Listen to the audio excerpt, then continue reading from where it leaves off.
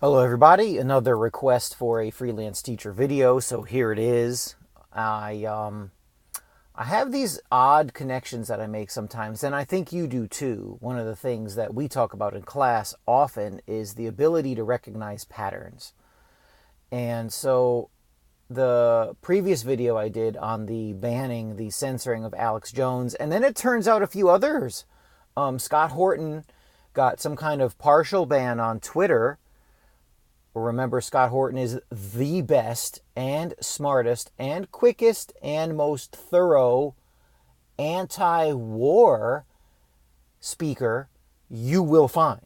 And I'm going to say that with clear clarity. You won't find anybody better than Scott Horton, especially when it comes to being anti-war and knowledgeable about American hegemon, military industrial complex, foreign policy, worldwide killing machine type stuff. Horton is the best.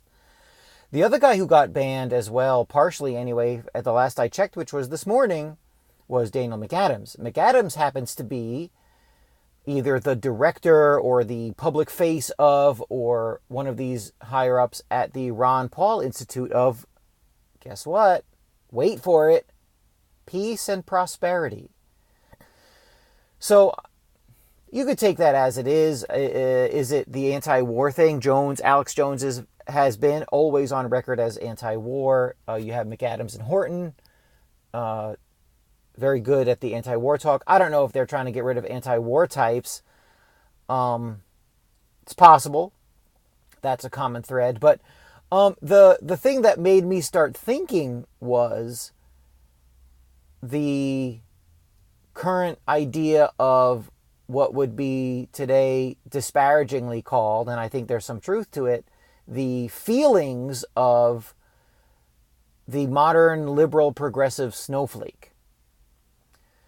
Now, what I mean by this, and the focus of today's little chat, is that you have the preponderance, especially in the last 3 or 4 years, of that people somehow have the right not to be offended.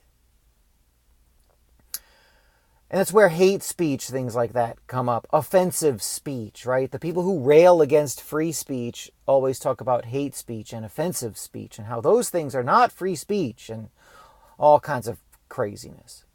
And stupidity, really, because it was the old days honorable left that effectively campaigned for free speech, because those were the people who were being stifled. So, as usual, conservatives, nationalists lay down and die. That's the whole conservative thing. Part of that is they're like, oh, okay, they finally caved and said, all right, communists and socialists, especially on campus, you're right, it's a double standard. We can't talk about free speech and then ban you. And now that the tables have turned and the rabid left campus and Hollywood and mainstream media is running the show, now they want to and gleefully ban people that they don't like. It's really quite sickening and hypocritical. And it would be nice if people were to realize this and not really show any mercy toward the modern progressive left. As usual, I have to say this every time, the real left, the Black Agenda Report types, the Chris Hedges of the world, the Noam Chomskys of the world, Glenn Greenwald, these people, Michael Tracy, they're honorable people on the left. They seem to get it. And it's weird how they sound compared to the modern rabid campus, blue hair, social justice warrior clod who's out there screaming all the time because they're offended. And that brings me to my next point, in that I was speaking with a woman with whom I went to high school, and I work in the bad neighborhood. I'm at Mount Vernon. I'm not anonymous. I'm not trying to hide. I work in Mount Vernon, New York, and it's a rough place. It's the black neighborhood school, and we've got problems. We have issues. We have challenges. You can pick whatever word you want, but we have issues and problems, academically and behaviorally and culturally and things like that. And the culture of the school is not where it should be. And we've got people there trying to fix it. That's not just how it goes. So the thing is, what I was talking about with my friend was, we have none of this. I'm offended. Please stop saying that, or that kind of speech is banned. And it's really interesting to note that in a high school in the bad neighborhood, the things that you never hear are, oh, this fainting couch, I'm offended. That's hate speech. Don't say that.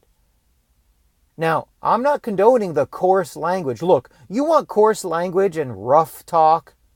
Come to Mount Vernon High School and walk through the hallways for anywhere from 15 minutes to about 5 days. Between 15 minutes and 5 days, depending upon who you are, you'll get a full plate of extremely politically incorrect, rough, coarse, profanity-laced, cut down to the white meat type of talk. For everybody. Black women, black men, the LGBTQ community takes it, right? It's rough. I'm not comfortable with a lot of it, and I try to rectify some of that. But what doesn't happen, because it's a very real environment, is people say, I'm going to ban you from school, or you are not allowed to talk anymore. Because it's impractical, it's impossible. Right? Or the other thing we don't hear is this creates an unsafe work environment. I had somebody mention that to me. I mentioned this in a previous video cast, the James Damore stuff, and somebody really bright said, "Oh, his comments and his work, his paper that he wrote internally until it got leaked, talking about the differences between men and women, created a hostile work environment," which is. That's pretty intense in a lot of ways, right? What are women so frail that if they hear ideas that offend their progressive sensibilities, they are hurt? I can't think of anything more paternalistic and insulting than that. But guess what? That's nothing when you take a look at and listen to language, things said, things written, spoken, and talked about in the bad neighborhood school.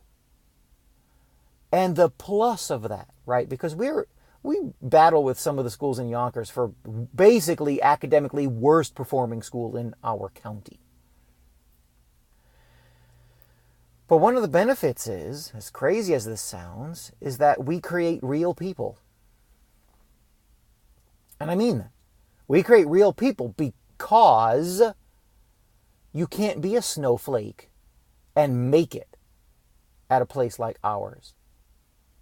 Which brings those graduates out into the real world, inured against, immune to rough talk and opinions that they don't like. Because that's what you're going to get when you're done being protected at the high school or at the university. And our overlords, who want to be the top of the pyramid in what seems to be kind of a socialist thing, the socialist thing has reared its ugly head again. They want to protect the people against opinions that would hurt them. They're not concerned with you. Don't be naive. Oh, we're banning Alex Jones and Scott Horton and Daniel McAdams, and they temporarily banned Candace Owens. Which, look into that one. That's pretty interesting. Because they're, hateful stuff. And we need to, that's just not right. That's okay. It's hate speech and it violates our terms and community standards. Wait, you mean regular people can't handle what Alex Jones has to say? They can't handle what Scott Horton has to say?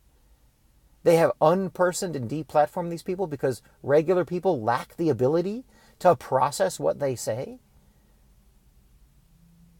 Well, where I am, you better be able to process stuff you don't like to hear. So again, one of these odd ironies of what I see in kind of like the social media, Twitter, Facebook media world versus,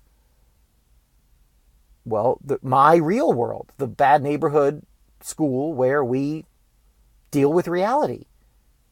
And you're going to hear stuff. None of those things that get used to stifle opinions that could be labeled conservative or libertarian or nationalist. Those things are out there, and people deal with them.